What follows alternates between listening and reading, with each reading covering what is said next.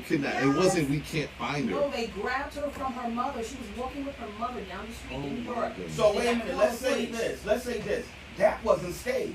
They If you grabbed saying her. that Yes, was it her was. boyfriend, no. If you saying that was her boy, that wasn't staged. They kidnapped her. They did. They She just knew about it. Yeah, it was. She went along with They it. kidnapped her. Her mother was going for. You see her. They Well, pushed her it's mother to the staged. floor. It's staged Because she as knew far about as it. like she Right, knew about right, it. right, So right, Right. She it set wasn't. up. Yeah. So it wasn't. It to her mother. It was a Yeah, they kidnapping. Right. kidnapped her. And But- to the whole world. We were all Yeah, watching the yeah. footage like, Kidnapped. wow. I was really worried. Everybody was posting all over social media trying to find this girl. And see now, and like you said, it doesn't help that they're trying to that a lot of the narrative is trying to be pushed to Right. these black men. No, keep the narrative where it needs to be. Jeffrey Epstein, Yep. or pretty much almost whatever billionaire, white billionaire that is part of politics, you can lean more towards they went to an Epstein island.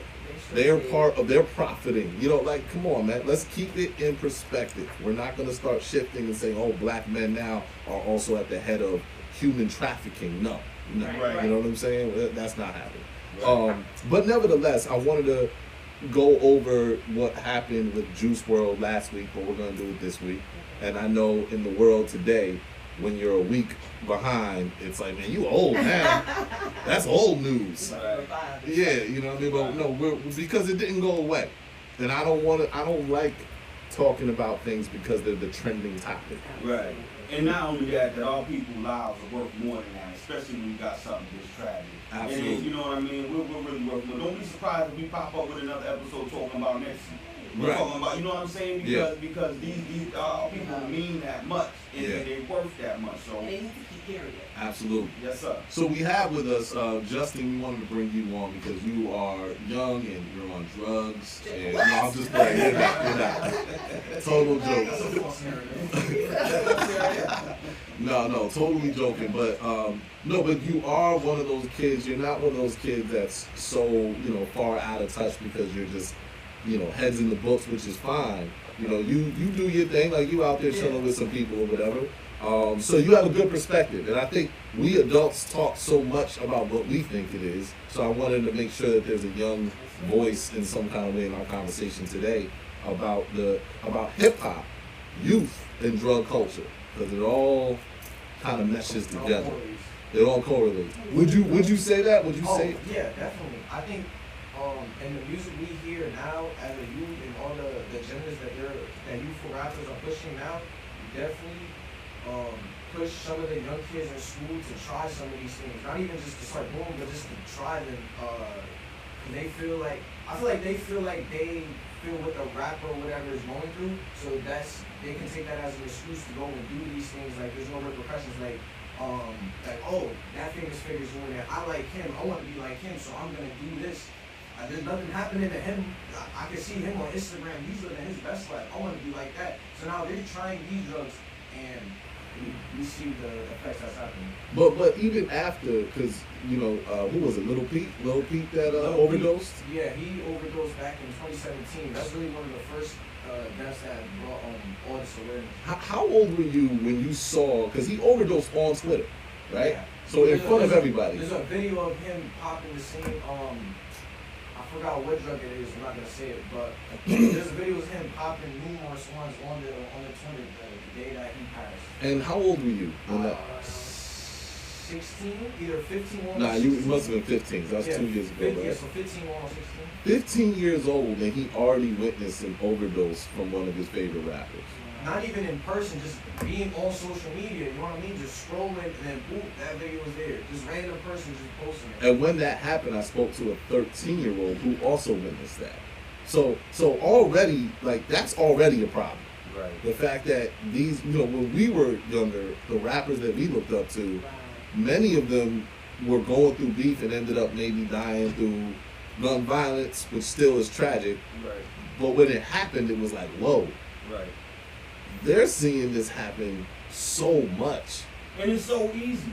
You're looking at the epidemic of these pills and all these things. It's so easy to go get that. Now it's easy to get some heat too, translation of gun for those listening. But it's easy to go get that.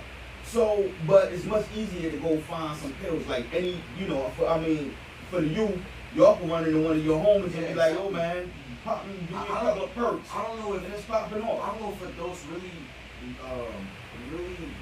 internalize how easy it is for us to get in touch with these type of drugs.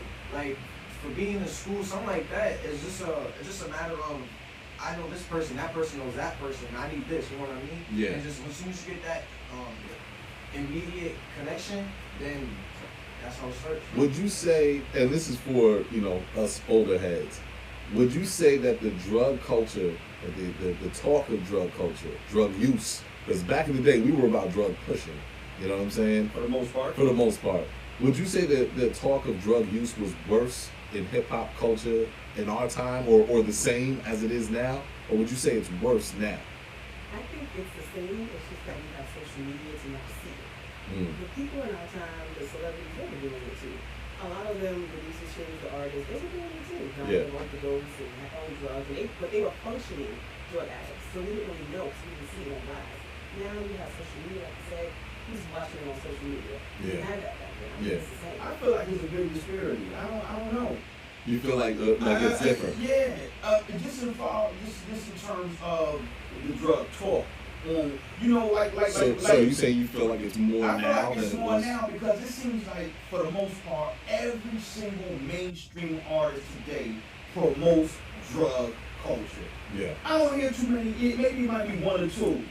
J. Cole or Kendrick Lamar. That's not promoting it, or maybe a couple of. But for the most part, it's overwhelming majority of everybody is pushing that drug culture. These kids, they talk about it now. They weren't So- doing Yeah. that. And They were just doing it. and- They're not selling it. And the thing is, like for me, and y'all, some of y'all know, I used to do Dust, back in the day. I mean, like when Method Man's The Cow was out, you couldn't tell me nothing. You know what I mean? Like, and cocaine was a thing, you know what I mean? But at the same time, it wasn't something that I wanted to brag about in my lyrics. Right. It wasn't something I wanted to glamorize. Right. I wasn't, it wasn't really a cool thing to be ciphering and I'm spitting and I'm like, I just did 3 lines and smoked dust. Like, hey, hold up, bro. Like, that's not really a cool thing. And the access wasn't as easy for me back then. I had to know and be around those people that did do that. You can be a kid that has nothing to do with that and easily get access. You know what I'm saying? Would you would agree with that? Definitely. Like I just see people never do drugs in the world or something like never do drugs and then they'll hear a song and I'm like, oh, I want a Zane or something like that, or I want this or that. And then they'll just try it, and now all of a sudden they're overdosing, or they're having a reaction, and now it's Or they're zombied out. Yeah. When did, in your opinion, when did the line switch to whereas it became cool actually? Because like Jay was saying, for us, it was like, we partake in some of them things, but we was never glorifying it because it wasn't a cool thing to do. When did it become cool? When did that line get crossed? And it For was like, you, I mean, you're 17 now, so. Around 2015 was when a lot of the drugs started talking. That came when Future dropped his double album. He had that song, what was the song called? I know what you're talking Yeah, about. but it was Molly Percocet. Okay, that yeah. song. That So- was my shit. So just to, and I think one thing. Mask Off, that's what it's called. Mask Off, yeah. I think one thing that we start to do when we talk about drug culture and hip hop, we put a lot of blame on hip hop. Hip hop is only reflecting a symptom that we're dealing with, that our young people are dealing with, right? So, but we do not put enough responsibility and enough focus on labels. So back in the day, at one point, and there's a interesting article, all of you can go look up, called The Gatekeepers of SoundCloud. It's on vulture.com. So back in the day, and it talks about how back in the day, there was a way to be able to get on in music. It was, you knew somebody at the label, Right. you know what I'm saying, and you were able to, or you were performing somewhere and a label may happen to discover you, you know what I mean? Not like that now, you know what I'm saying? So now we got streams, and streams is where labels make their money. And so what they want is the artist who's bringing those streams. And the artists that are bringing those streams, it's not so much about their musical talent, but more about how heavy is their traffic on their social media. So now when you got artists like a Tekashi 6ix9ine, and this started around 2014, where labels now said, okay, this is what we have to do now. We're no longer looking for that gem at an open mic or because I heard a demo. We now need to go online and see who has heavy traffic. Well, you got people that do sad rap. This is an actual form of music, sad rap. So XXX Tentacion. XXXTentacion. Okay, yeah, there you go. Who was great? He was a great artist. I think he was really talented. One of the most talented out of the young artists. He was sad rap. Kids loved it. They were going towards sad rap, depression rap, dark type of rap that kind of talked about the emotions that they're feeling through adolescence. But then you had Lil Pump rap, who was all about drugs, who was all about doing all these things. To the point, and then you had Tekashi 6ix9ine type of artists. All these artists, whether they're musical or not musical, were bringing in streams and downloads. And labels were like, that's who we want. Right. To the point where it was no longer, wait, the reputation's kind of, we're going to disassociate ourselves. Nah. For them, it was like, no, we need to put millions into this. Some artists actually getting millions when they're about to go to jail because they make so much money off of that. You know what I'm saying? So I think we really got to put some emphasis on these labels that are looking to cultivate and sell drug rap. Yeah, raping the culture, man. That's another example of raping the culture. And they've been doing that once they identified that, you know, and for me, I look at it like hip-hop was born out of people that were in a position of poverty, in a position of struggle, in a position, you know, in that position. Why it became so dominant? Because the people that did it, us that were in these positions, we were fighters. We were warriors. So you heard that in the music. It was born out of struggle. It was born out of desperation. So you heard desperation in the music. You heard I'm fighting, I'm surviving in the music. You heard I'm wise, I'm really this, I'm really that. So as these vultures, the corporations and everything, seeing how powerful and knew how strong hip hop was becoming, they started devising ways to disarm us.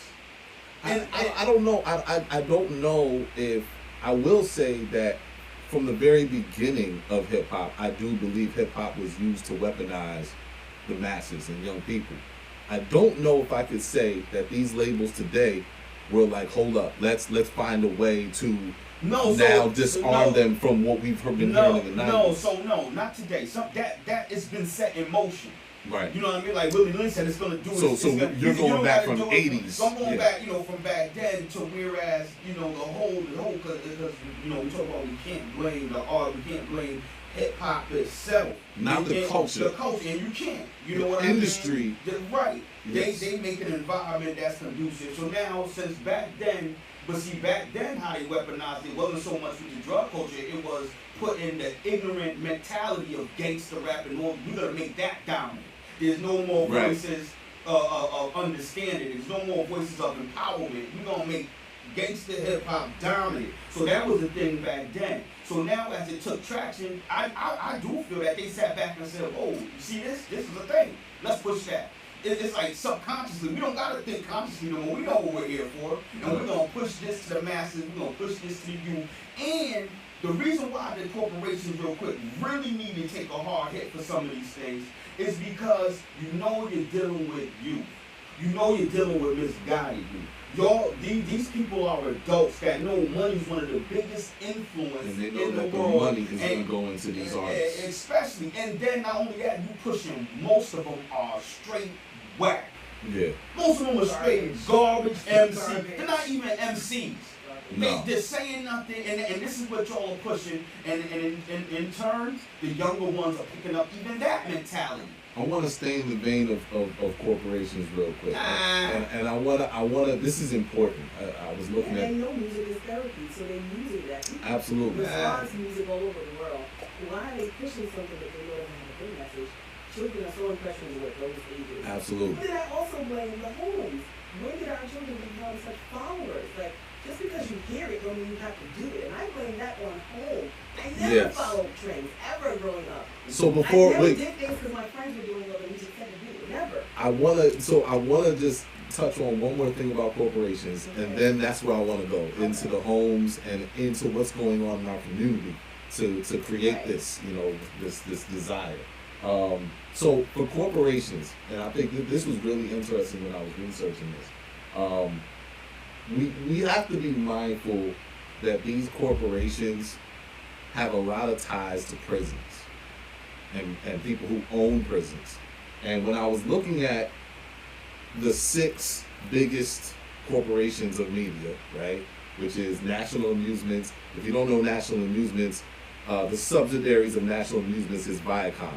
Viacom is owned by Sumner Redstone, who pretty much bought out BET and all this other. So National Amusements has a whole lot of media under them.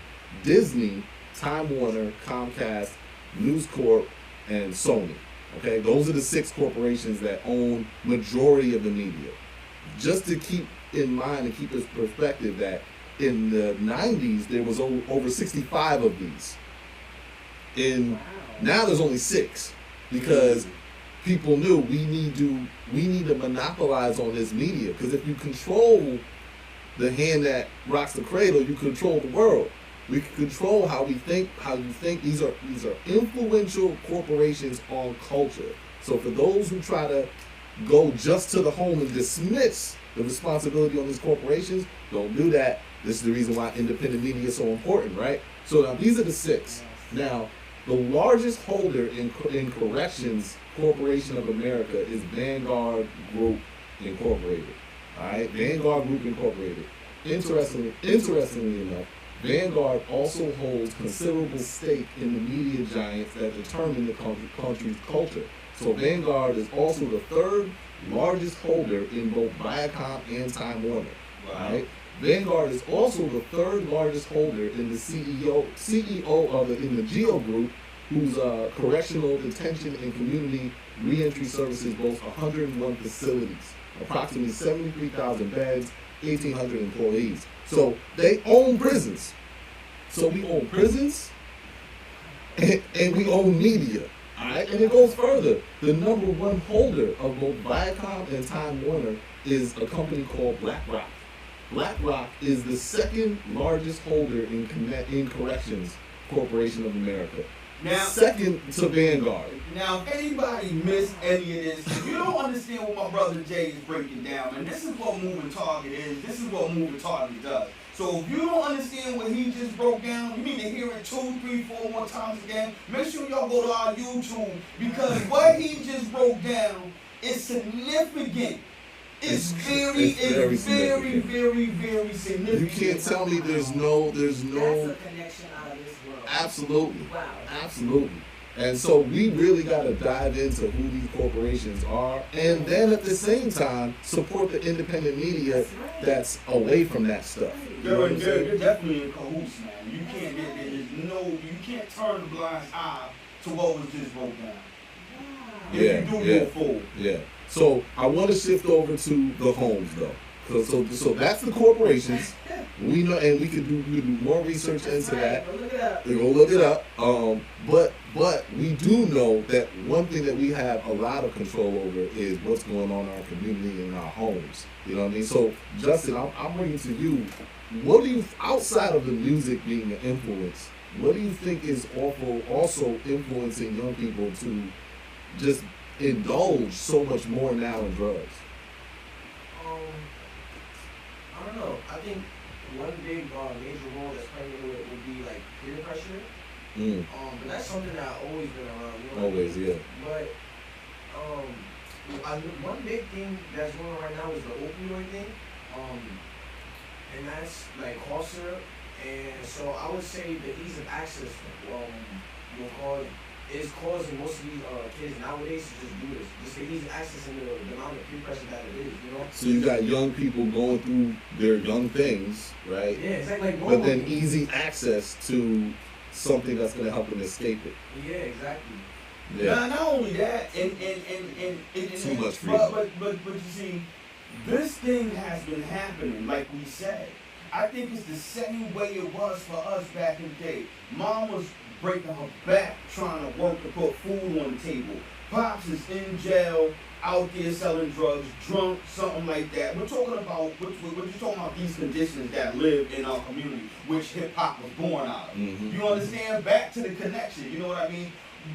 One of the main differences now, I feel like, is now they got these phones where they're able to talk to each other like this at the snap of a finger. I'm feeling this way. I'm feeling this way too. Yo, homie said he got X, Y, Z to make us feel better. You know, it may not be said like that. That sounds corny, but you get the connect. Hey, to make us feel better. To make us feel better. Hey, Yeah, you know, Xanax. you know, so. And easily they're able to communicate these things, and it's overwhelming now because everybody picks up a phone, and it's like they could all be sitting and say, yo, let's pop it together at the same time. Right. They all on video together. Exactly. But that is why, just as easily, parents can pick up their phones. I stayed with my son's cell phone. He's 17. How old your son? He's now 19. He Okay. turned 19. He hated being at home.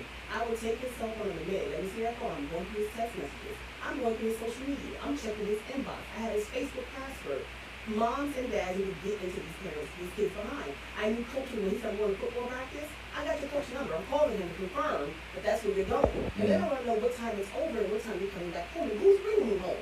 If he sounds one of my friend's house, I had friend's mom's number. I'm calling her up. Is my son over there? So you can be busy, mommy, at work, but you got a phone too. You can get in that phone. You can check. You can keep tabs on where he's at. These kids got way too much freedom. Way too much. Let me add to that. I want to just real quick. I want to say this. For you to have that mindset in the conditions that we live in, especially today, and going back when your son was young and you had to do that, for you to have that mindset, we have to realize how blessed we are. We say it's easy for parents to do that, No, it's hard. but you gotta do it. Yeah. You know, What's the alternative? you gotta do it. But what I think where we broke down is when we lost our village mentality. Because the mental space that a lot of our people, the things that we've been through and went through, they just don't have the mental space to be doing that. Your mentality, or how you say it, Jay, like your mental health plays so much of an issue that if your mind is sick, your whole body gets sick. Right. And there may be, there don't even have to be a real physical ailment here. But if your mind is sick, your body gets sick. You're tired, you're worn down, all of these different things. And we're in a space where for too long, we haven't been there to be able to say, hey, you know what, I see sister so-and-so, I see brother so-and-so going through that, you know what I mean? You know a lot of these kids is home by themselves. Right. You know, have we ever stopped by with just something to eat to see if them kids want to eat? Yeah. But that's, And this But kind I of, did it by myself. Yeah. I would keep calling every hour. My kids had a bedtime at 9:30. My son was 17. He's still going to bed at 9:30. I did not play, and I made sure he was I home. know I that's had right. a house phone. Those cell phones, they have apps now where you can control wow, the you kid's cell have phone. a house phone. Yes, I had a Isn't house that crazy phone. how bizarre that I'm sounds? calling that house phone. You Wow. better be picking it up Love at the that. time that I call. There are ways there's cameras you can put in your house where you can watch your kids. There's Salute to you. ways. So Yeah. I don't want those excuses to me. It is hard to do it as a single parent, but I did it. Right. I'm sorry, I did it. And my kid is now in college and doing well. But and he hated it. He Justin, do hated it. you think y'all have too much freedom? Yeah, I think I do. See? I think in this day and age, the amount of things you can see on social media, the amount of things that just happen in the phone, having that type of strictness like over in the back of your mind will prevent you from doing so much things and so much. Yeah, because as soon as you scroll, you know, and I don't know the science behind it, I just know as soon as you pick up that phone and scroll one time, your brain has taken in so much information. but when you're 16 and your mom's 24, that's kind of hard to juggle that. I'm doing math right now. I'm just Wait a saying. minute. It ain't that bad, bro. I don't know. I'm just saying, you know. What country are we talking about? Yeah, you know, but I mean, but it's 16, 24. Yeah, that's that crazy. But it's That's not real, just so Just, you know. that's not real, yo. But we're just saying that, yo, you know, that they're very young, Right, you yeah. know. So you got, you know, mother and daughter that's on Facebook or Instagram together. Yeah. You know what I mean? And Oh, I know, And I sometimes, know. and sometimes posting the same type of stuff. Everybody's turned up. Yeah, you know, that's yeah, hard. yeah. Parents are trying too hard to be their kids' friends Yeah. instead of their discipline. Parents are trying too hard to be their kids.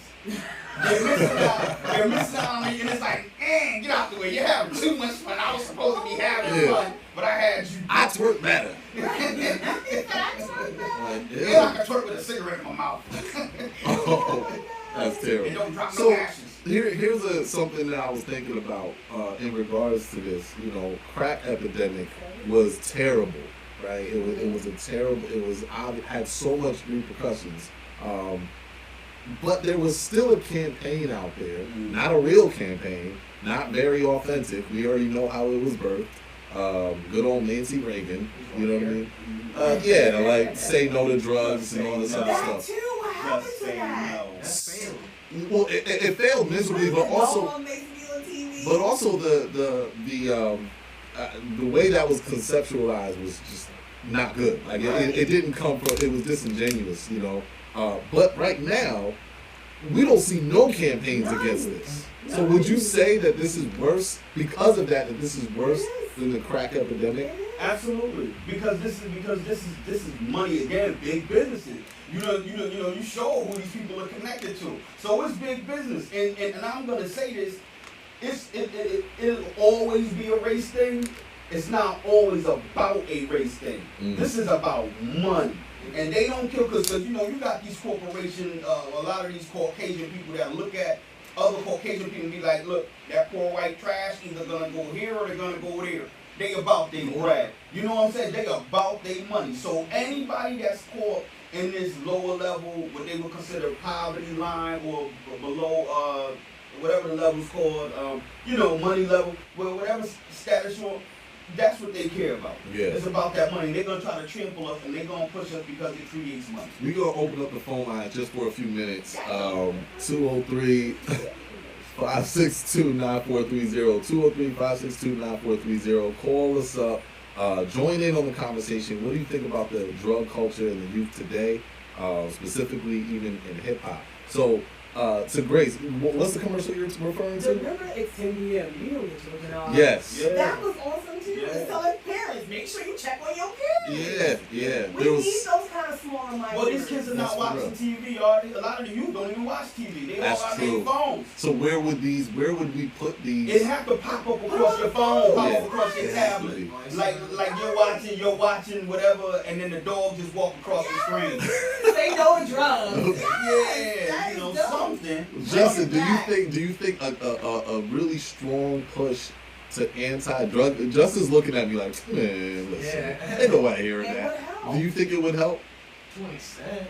I mean, because there's gonna be rebellious kids regardless. That are gonna say just scroll right past it. Right. But those are the ones that are already doing period. But the kids that are positive and try to be positive, but because there's so much negative, they go with that. They need If the they start reinforcement. seeing the positive and make it cool to be positive. I think we need to.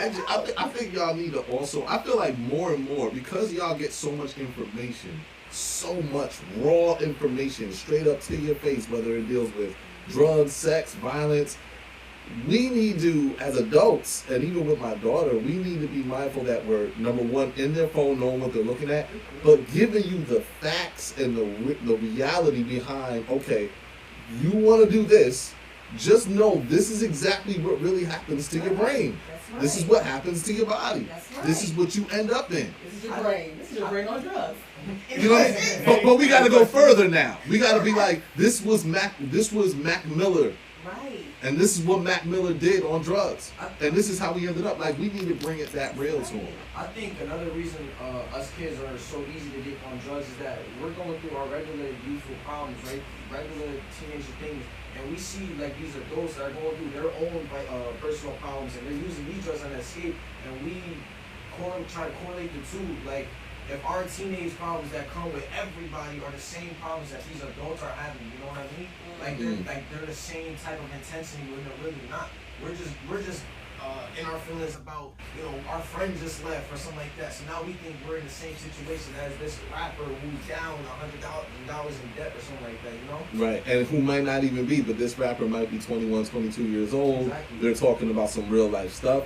I'm dealing with some real life stuff. You know what I mean? And he just popped, a Xanax or he's drinking lean. You know what I mean? And they're having fun going through it. I know that was influential to me, man. Like, Right. when I was dealing with things I was dealing with as a kid, it was very much an escape for me to be able to see, hear what's that?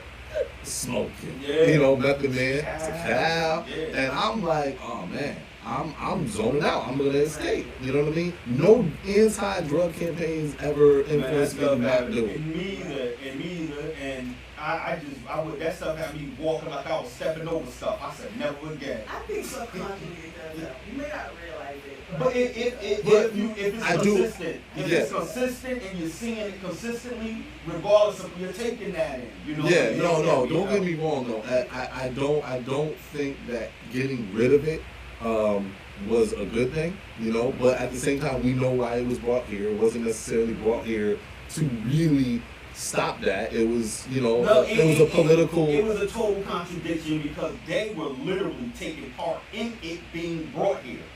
Right. Literally. Right, You know what I'm right. saying? So that's a total contradiction. You got your wife up there and say no to drugs, but then you in the back with Oliver North saying, did that other shipment come in? Right. You know what I'm saying? Make sure it got here. Come So, on, man. so we need, you know, I think it's also on though, you know, this is where I believe Hollywood celebrities, they need to really take initiative and say, yo, we need to do a strong push against drugs. And it's really surprising to me that you got all these rappers who have recently passed from drug overdoses, or if not passed from drug overdoses, landed in the hospital because of that, and nothing has been done. Well, I think it's Go ahead, Grace. I was gonna say, but someone on my social media, my cousin is saying what happened to after school programs as well that kept the kids out of trouble. We don't have a lot of that too. There's a lot of programs for after school. Kids don't even ready to go. We you know, there are, I would say in New Haven there are after school programs,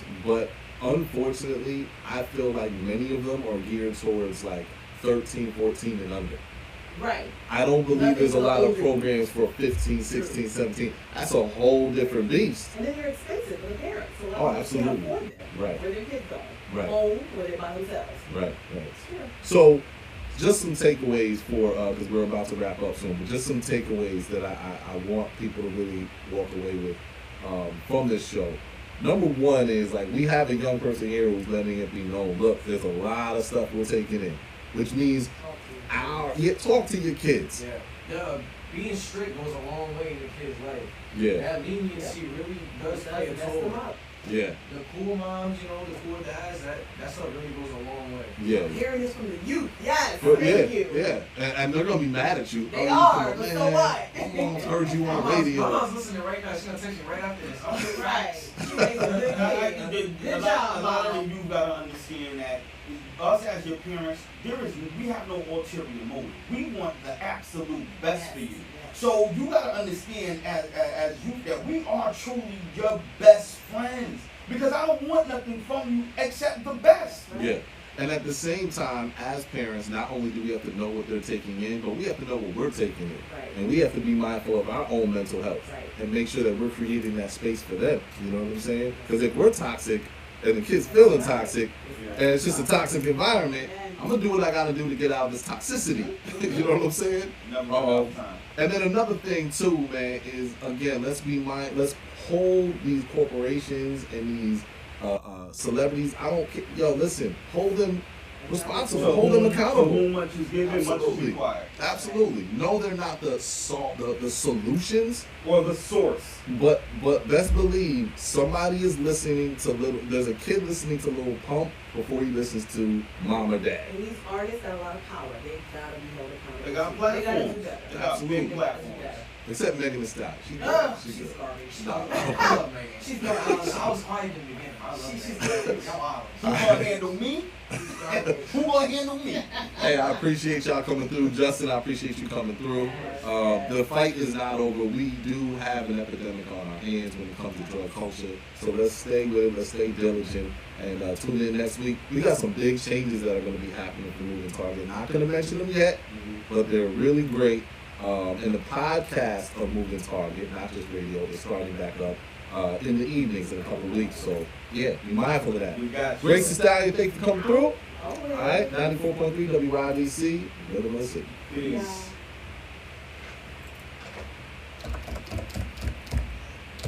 Yeah. All right, nice show. Nice show. Oh man, I didn't know what that was. I heard that voice. voice changed. What? I got the headphones on. I heard that thing go, my name is Teddy Ruxpin. I was like, what? Who said that? I used to I love had Teddy headphones on. I guess Ruxpin. it was a commercial. Oh, just now? Yeah, That was a Teddy Ruxpin? Yeah, man. Wow. I was like, what? What a creepy Yeah, that was a thing good that show, was. yo. Yeah, that was a really. That was a great. Learn from the youth. That's what I'm talking about. Man.